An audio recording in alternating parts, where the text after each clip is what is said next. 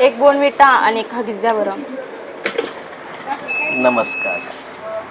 Bhairavnath medical मध्ये आपले सहर्ष स्वागत आहे.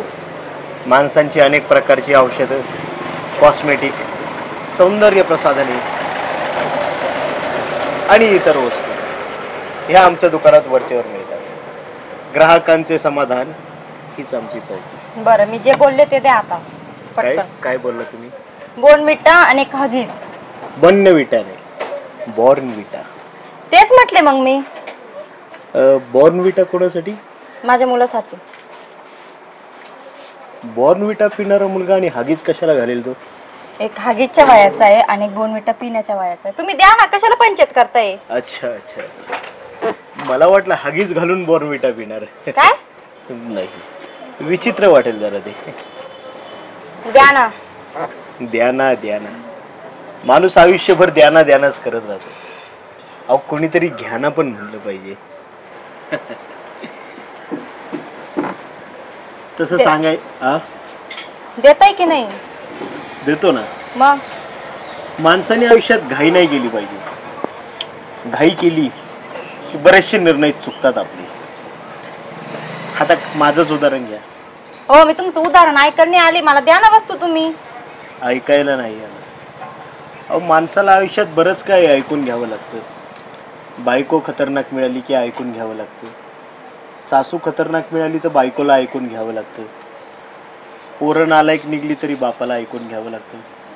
बाप नालायक निघलं तर पोरांना ऐकून घ्यावं लागतं. तुमचं प्रवचन बंद करा, वस्तू द्या माझ्या. प्रवचनाचंच हल्ली मला फार आवड निर्माण झाली. अहो, माणसाने आयुष्यात प्रवचन सोडलं तर दुसरं काहीच ऐकू नये, मी तर या मताचा आहे.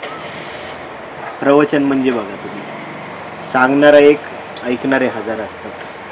नाही तर आमच्या मेडिकलमध्ये सांगणारे हजार आणि ऐकणारा मी एकटाच. झालं का? नाही झालंय, माझं लग्न 10 वर्ष झालेलं. अरे देवा, मला वस्तू द्या. देव नका म्हणू मला. देव ही फार मोठी उपाधी झाली. तसं माणसांमध्ये देवे, क्रिकेटचा देवे, रमेश देवे, देवच देवे. असं आहे सगळं. देताय का नाही? मला घाई झाली, मुलं घरी एकटे माझे. द्या पटकन. घाई तशी तुम्ही फारच केलेली दिसते. काय? 2-2 मुलं आहेत तुम्हाला. हा, मग पण वाटत नाही तुमच्याकडे बघून. लग्न फारच लवकर केले का तुम्ही? मला बघा, अजून मुलंच नाही, पण कमीत कमी 1 डझन पोरांचा बाप वाटतोय मी. ते तर वाटतंय. बरोबर, आता द्या ना. बरोबर म्हणजे? अहो, मला कायम बरोबरच वागावं लागतं, बरोबर बोलावं लागतं, बरोबर गोळ्या द्याव्या लागतात. एखाद्याने हागवून बंद होण्याची गोळी मागितली आणि मी चालू होण्याची. ते मला काय सांगताय तुम्ही? तुम्हाला बोलले ना मला घाई आहे. तू वस्तू द्या माझ्या, नसन तर सांगा, मी जाते. मग उगा टाइमपास नका करू तुम्ही इथं. टाइमपास? माणसाच्या आयुष्याचा टाइमपास झालाय बघा. म्हणजे काय सांगायचं तुम्हाला.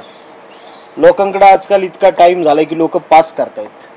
म्हणजे देवानी यांना एवढा टाइम द्यायलाच नव्हता पाहिजे. लवकर पटापटापटा उचलून नेली. आता मला खूप राग येतोय बरं का दादा. राग शिस्तीत सांगते, वस्तू आहे तर द्या, नाही तर मला जाऊ द्या.